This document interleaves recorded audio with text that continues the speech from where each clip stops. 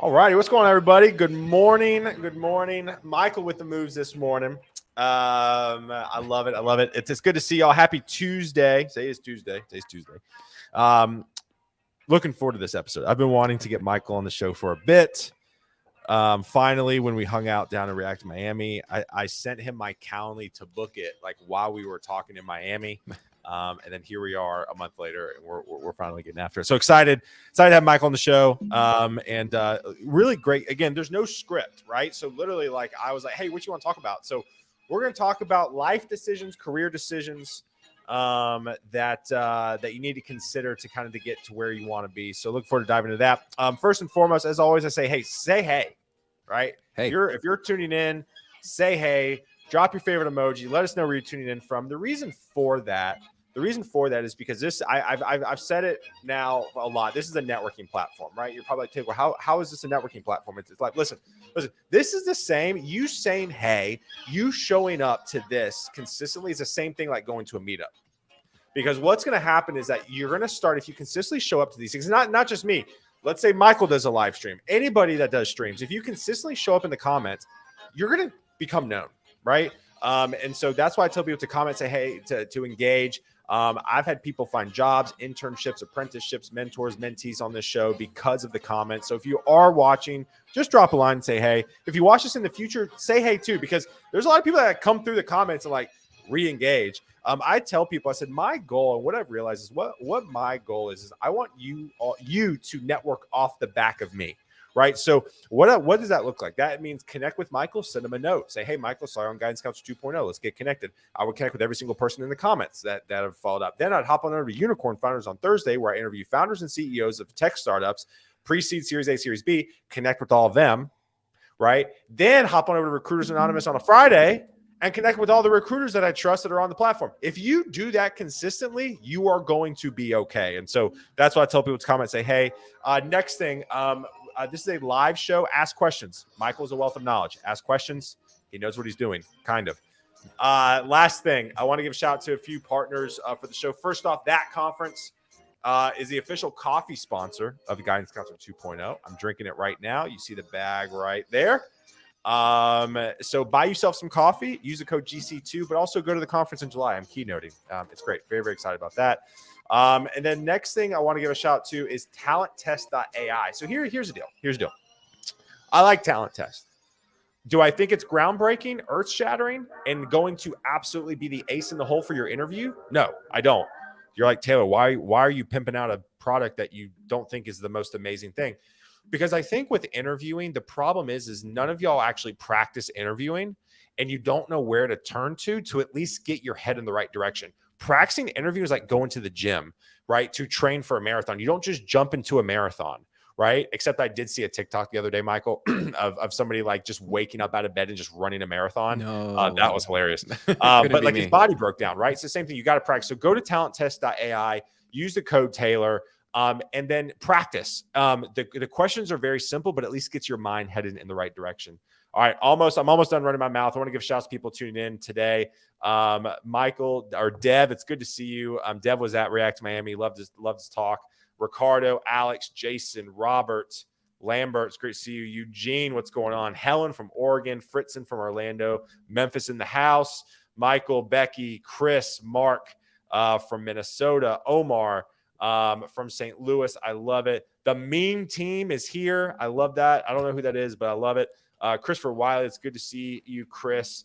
That's awesome. We got the crew out, Stacey. Michael, you're a popular man. All right. Enough of me running my mouth. Michael, give an overview. Who are you? What do you do? And we'll go from there. Oh, man. Thanks for having me. Like you said, this was a bit of work in the making to get here, but we're here.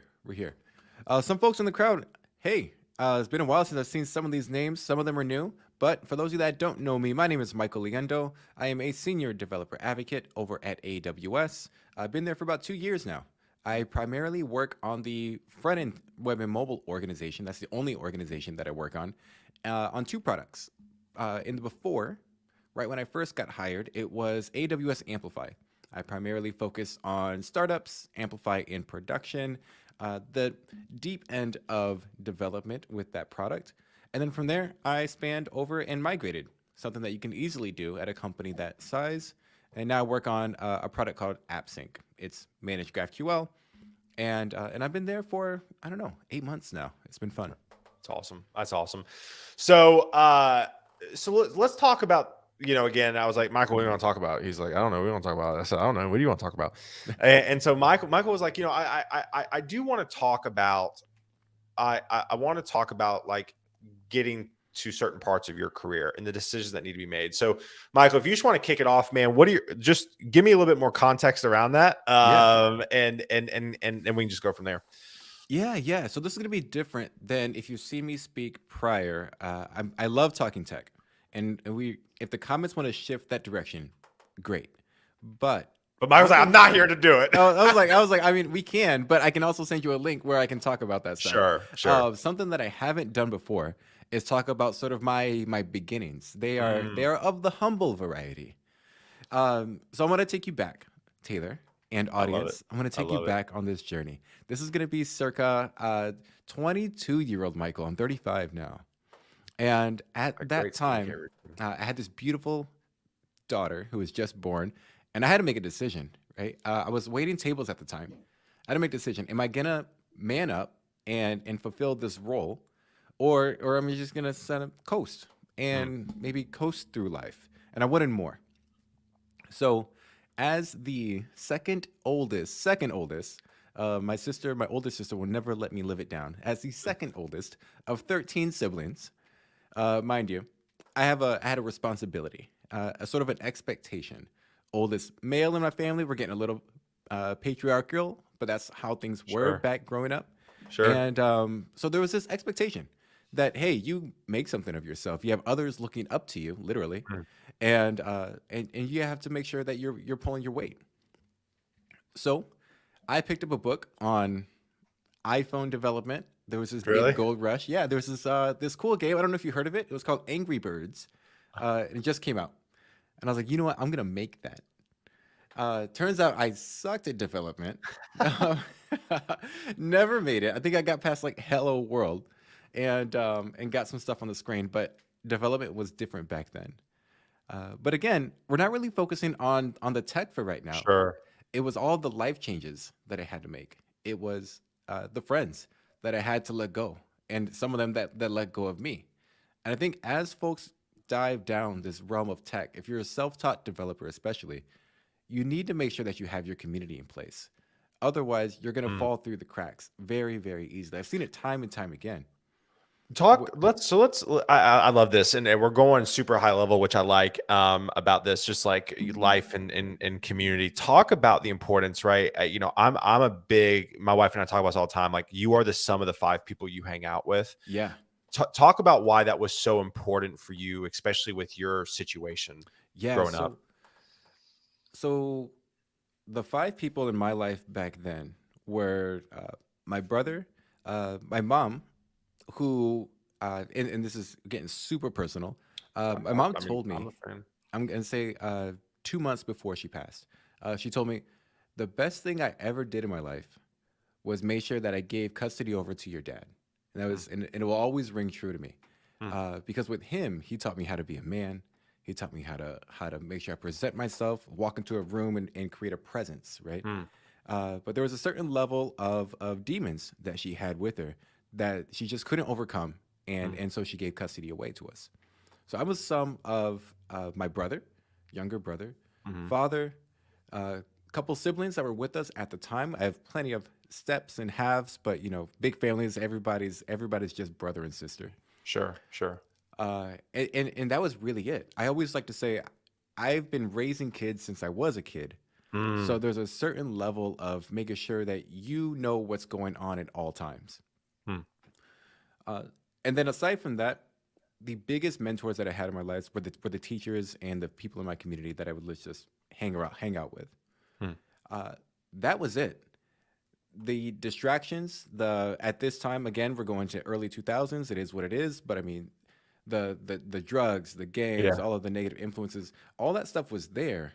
But Mhm. I made the decision very early on that I needed to make sure that I steered away from that because I had bigger ambitions. Now, Sure. for those of you that don't know, I live in Iowa, right? We're not known for tech.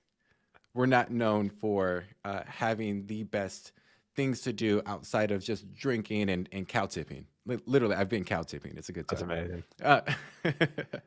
Uh, so you have to make sure that you find those influences, those pockets of community that are going to put you on the right path. So I became a nerd, and I tell my kids now, I call them nerds. What's up, nerd? How you doing, nerd? And it's not a dig. I'm not jabbing at them. Sure. I want them to understand that nerds rule the world. It's Mm. cool to be a nerd. Yeah. So I instilled that at a very early age with them because I've realized at a young age myself that was the direction that I wanted to be on. What? Yeah. But was there a moment, right? Because I love like hearing people's OG stories and like the mental shift. Like, was there a moment where you were like, this moment was like, I got to get out of this. I got to be more positive influences. Like, Yeah. was there anything like that? So when growing up again, surrounded by machismo, so black and Hispanic right here. So we have strong male presence on both sides of the family there. But when you witness things like domestic violence, Yeah. when you witness things like drug addiction, Sure. alcohol addiction, you have a mental shift, and I'm gonna go as far as to say that it isn't even a conscious one. Mm. It's something that just digs at you and says, I can either be like that and be a product of my environment, because who's gonna say otherwise, right? You almost get a pass. You almost get a pass. You get a free buy-in to this lifestyle because it's what you grow up in. So it's like, how can you be great when this is the ceiling? Yeah. When mediocrity is the good.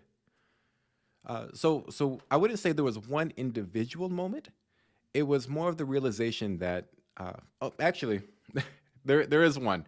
There is one moment. Kristen H. I'm going to leave the last name out. We are in 7th grade, and oh man, was she beautiful, gorgeous. I love it. I Right? love it. Kristen was the one. I liked her. She liked me. And you work up all the courage and all the swag, and hey, girl. Oh, I was Right? terrified. Oh man, I was smooth. I'm sure you were. You're smooth as hell. I'm not. I'm like, ah. So they would so girls would back then, right? Kids don't these days don't know anything about it, but we would write love letters to each other. Love, remember right? that. 7th grade, love letters. I remember that. Yeah. I would take their notes and take the Jelly Roll pen with the I glitter. remember those. Remember those? Yes. Millennial babies. I would copy their handwriting to write my note. And that's how I got good handwriting. That's how I increased my penmanship, because when I wrote crazy. my love letters, we folded them and made them look like hearts and all that. These kids don't know anything about that. They know nothing about that. So Kristen H, I was feeling her. She could not date me. Could not date me because of my background, because of my baggage, what I came with. And that was the first time that I realized, and we're not even talking about race. It was just a matter of, he comes from this cut of cloth, and her parents did not want her associated with that. That's what it's made me reflect. What's wrong with me? I'm a nice guy, right? I might hang around and I might get detention, a couple suspensions, but I'm a nice guy morally. I just made bad decisions. It was at that point I had to realize, what's going on here. And I would say from 7th grade, if it wasn't for that moment, I easily could have gone down that road. That's crazy. Stuck That's with crazy. me. I appreciate you sharing that. That's cool. Stuck with me that she could not date me. And it's just a matter of, some girls that, you're not feeling each other. But 100%. could not is different. Yeah. That was the one. That was the one. So, talk about what it looked like from there on out, right? Because I think a lot of people think, and not, I've heard it from multiple people, right? The mountain's too tall. I can't get into tech. Yeah. I don't come from a nerdy family or, a tech background. I want to be in tech. Right. I mean, talk about kind of the rest of your story. Yeah, definitely. So, we didn't have a computer in our household. That wasn't something that we had until I was a graduating senior. Back then, you had to pay for email. AOL, all that stuff. It's like that moment on the Nokia phone where you accidentally Yeah. logged into the internet. You're like, oh my gosh! Yeah, You like yeah. turned off the phone and took the battery out. Exactly, This exactly, this episode is brought to you by Millennial Nostalgia. Obviously, exactly. Michael, Pretty much. what This is year where were we're you at. born? What year were you born? 88.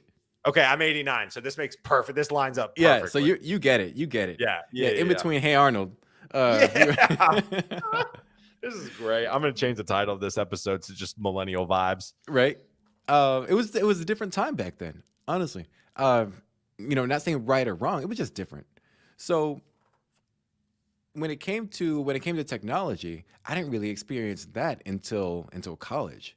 My first year of college, because there wasn't a year two. I dropped out after the first year. Oh, really? Yeah. My highest degree is a high school diploma. That's Okay. it. Okay. So in that first year, you get exposed to all the tech, right? I had my cool flip phone that flipped out, but it had the keyboard in it. Ooh, Uh, here you go. I had I would go to the library, pretend to do schoolwork. It was it was amazing because you realize how accessible that is.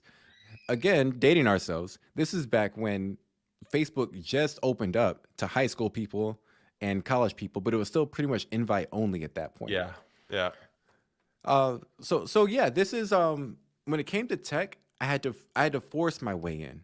And something that I tell folks now is I say I'm not supposed to be here. Right? The system isn't set up for folks like me and my background and my beginnings to excel here. And this is what honestly it's what I'm doing these days. Yeah. And when you're constantly being told that you can't do something, this is kind of our superpower. When you grow up from those humble beginnings and people tell you you can't do something, you find a way to get in there, right? You break through that. And if I have to put a bias out there, I would say like this is the advantage that folks from humble beginnings, from folks that are self-taught, this is the advantage that they have over maybe a traditional background. Not saying that one's better than the other, but Right. plus one for that corner. Yeah. 100%. So, dropped out of college, first year. Talk about so let's talk education real quick, right? Because this is a conversation I have a lot. I'm sure you get it too. Boot camp, college, doesn't matter. Where do I go? Let's talk college real quick, right? I mean, I've been pretty outspoken about it. About I don't think you need to go to college to be in tech. Obviously, I think there are some pros to college, but I do want to hear your thoughts. College, boot camps. What are just some thoughts on that? Yeah. So I'll start off by saying I would never want a self-taught doctor operating on me. Correct. Right? Yeah. There are some fields where it's just like, I'm gonna need you to have a certain level of education. Now, how you obtain that is oftentimes outside of medical and outside of traditional fields is oftentimes irrelevant. For me, if I was a front-end developer and I knew I want to design, I want to make websites, mobile apps, things like that, I would never recommend going to college for it. That's just me. Now, somebody has to be the one to make the programs that let me develop on those programs, and I'm gonna need them to know what they're doing, right? The tools that make my life easier require an intensive knowledge of algorithms and data structures. I work a level up from that, right? I work off of their abstractions. Some people like building those abstractions themselves, and that's where I say I think Gary Freed has an excellent don't confuse education with a degree. 100%. 100%. I love that so much. I think Dev, the biggest thing I got out of college was debt. Well, I mean, listen, and here's my thing with boot camps. Like, I actually tell people I would do boot camps even over the instruction is the network, the community. If I would look, if I were to be researching on what boot camp to go to, I would ask about the community, the network. Yeah.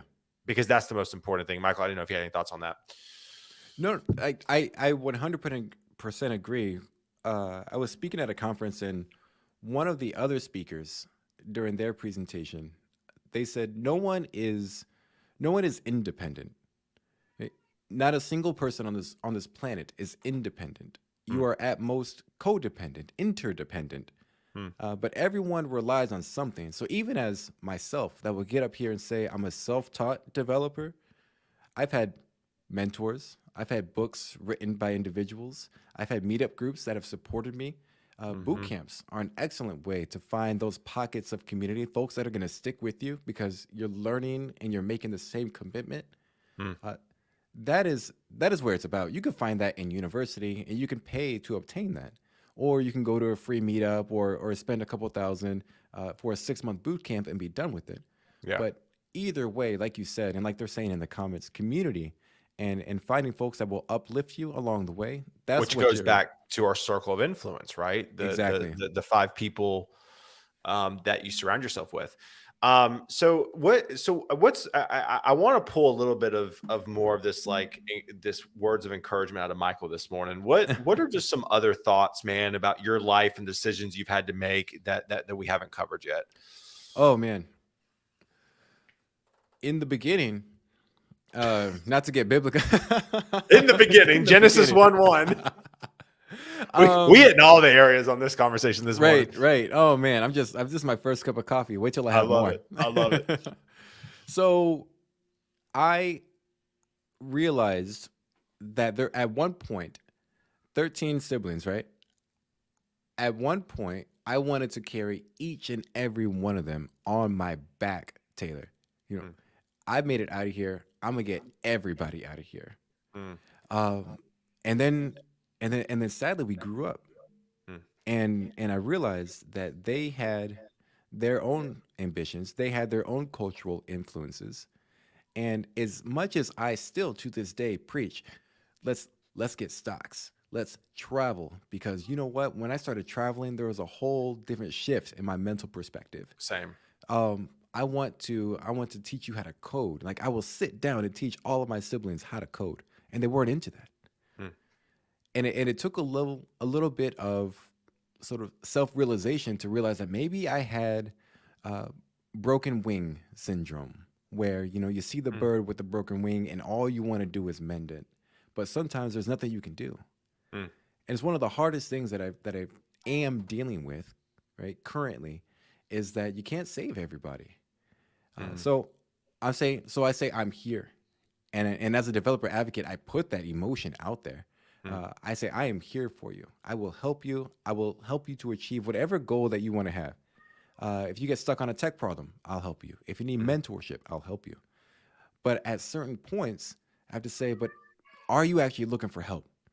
Mm. Or do you have your own route? And maybe you just want to throw a feeler out, but really you have your own goals and ambitions. And I've learned that I can't force everybody to come up if they're not ready to. So you remind me that this is why I like you so much. I mean, I can tell you have a good heart and you try your best and I think my wife and I have struggled with this Mm, we are my wife and I are the type of couple that we hate to talk about the weather, right? We're like, hey, how's your heart, right? What's mm, going on in your life, right? mm, And what we've had to deal with is people sometimes aren't like that. They want to yeah, talk about the weather. They want to talk about the color of the sky, and it's difficult for us because yeah, we're like, well, they're not right, or like they need to succumb to us because we're the ones that will actually care, and they're not caring.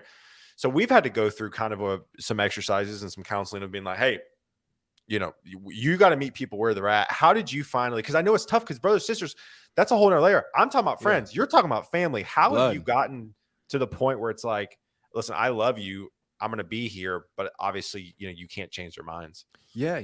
It's I hate to say it because it sounds selfish, but it was carried after my own mental health. Yeah. I I mean, have that's not selfish. You got to look out for you. I have siblings that I have so many. I could say Yeah. I can talk about one of them. They'll nobody Yeah. knows. Yeah. um, but I mean I have some that no matter how good I do, it will never be enough, right? Mm, It's you're seen almost a failure mm, for leaving that tribe, right? We all had the same beginnings, and how dare I leave? mm. I have some where I could cure COVID, and they say, well, I mean, why didn't you cure cancer, right? Yeah. And then I Yeah. have others that look up to me, and they say, I don't want to be maybe in tech, but I want to be like you. Hmm. So saying I don't have the energy or maybe the mental capacity to sit here and give drops of my bucket to everybody. Hmm. But for those that are saying, "Hey, I want to be like you. Can you teach me? Can you teach me how?" Then I will expend myself to no length to make sure that I can be there for them. I love that. I love that. Let me ask you this, kind of as we wrap up here. Um, any piece of advice for job seekers right now? Yeah, I guess at some Um, point we got to talk jobs, right? yeah, no. I love this. This was very non-career oriented, more life stuff, and honestly, I love these. I don't have enough of these conversations. Everything's about career. So, but obviously, do want to ask you just your general thoughts around the job search right now. Yeah, yeah. I I have two thoughts here, if there's time. Yeah, yeah, Um, First and foremost, you gotta come with the grit. yeah. In particular, right now, it's tough. It's tough to get a job. Companies like Amazon, we have freezes going on. Other companies, they're trying to see how they can compete with Hmm. salaries like Amazon.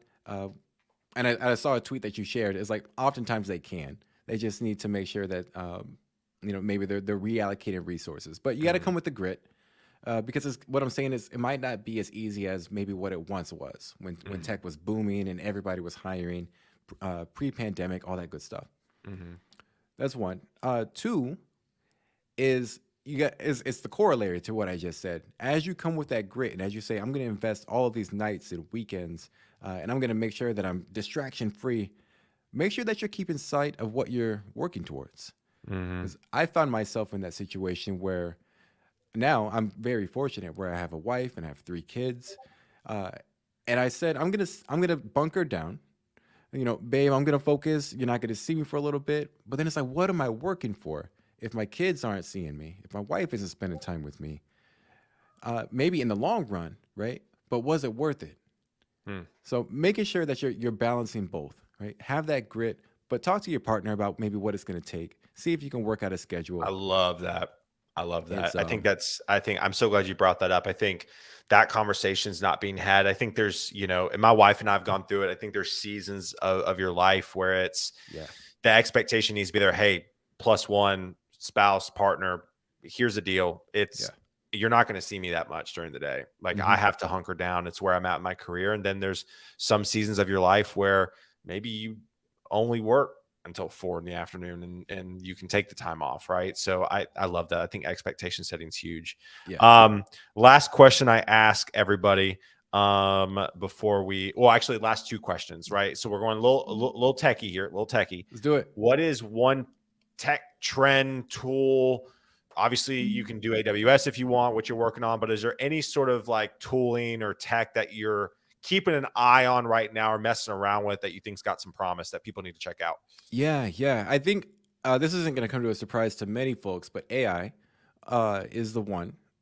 In particular, though, what I'm working on these days, this is a little behind the scenes. Okay. What I'm working Little on peel, these peel days behind the onion. Here we go. is multimodal AI. So I Hell want is to that? give you I'm going to stitch together a series of generative AI applications. For Hmm. example, let's say I'm creating a bedtime story. Okay. I want AI to generate it for me. My Okay. kids love bedtime stories. Okay. So I want to say, give me type into a form. Give me a bedtime story about a cool guy named Taylor and he's walking his dog, spending time with his wife. Yeah. Awesome. I don't know why I read that to my kids, but we're going with it. Sounds great. I'd, From I'd, there, I'd listen. I want AI to generate an image for me. Like that's one whole AI service. I want AI to generate the story, and I want AI from this one single prompt to give me an audio file so that it reads it back to me, right, in a neural language.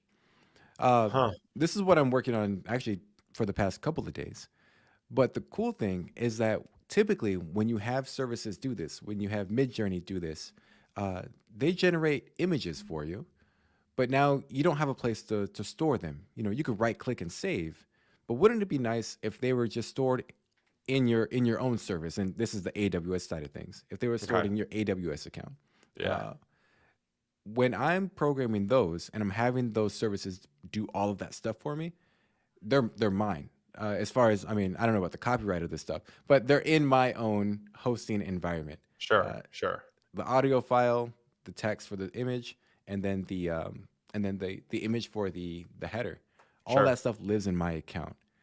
So stitching those together from one single prompt, I think is pretty powerful, and that's probably where we're heading in terms of how we're going to be adapting to AI going forward. I love that. I love that. And Will Johnson just popped his Oh, head in. my What's up? What's man, up, my Will, guy? What's up, my Poppy. guy? All right, last question here. Yep.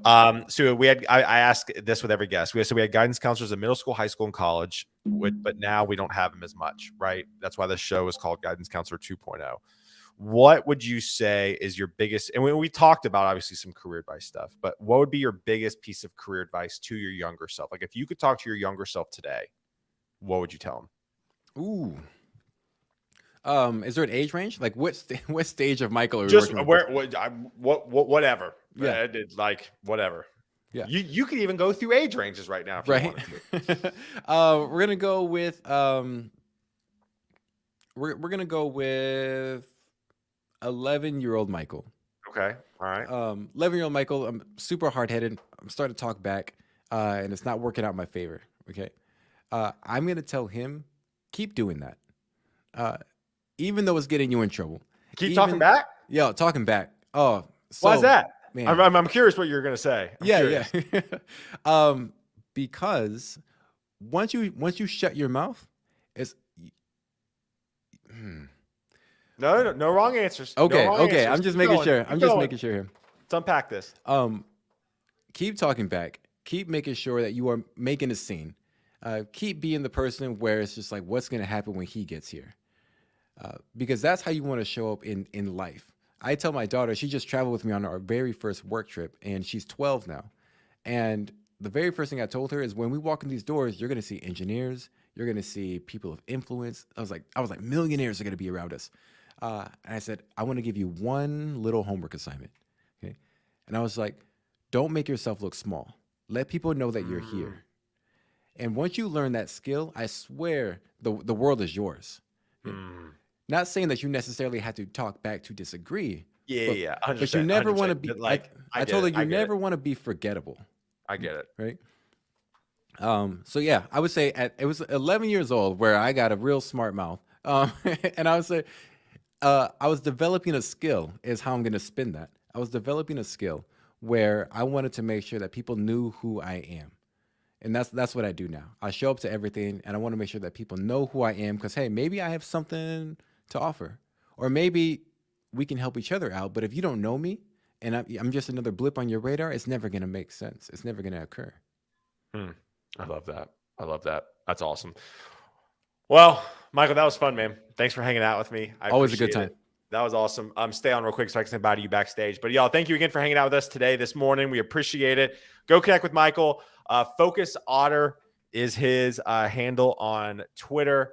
And he's a great follow. And then also anything AWS. I love that. I need to get a Guidance Counselor 2.0 mug. I got to work on that. So y'all have a great one. Tomorrow, I have Jacob Harrington on the show. Jacob is a developer turned product owner. He works for Walmart now, and we're going to break down just kind of that transition, right? And there's a few devs that I know that are jumping from the developer space to the product space. So we're going to talk about that transition. So another great conversation tomorrow, 9:30 a.m. Central. Y'all have a great one. Connect with Michael. Love y'all. See y'all tomorrow. Later.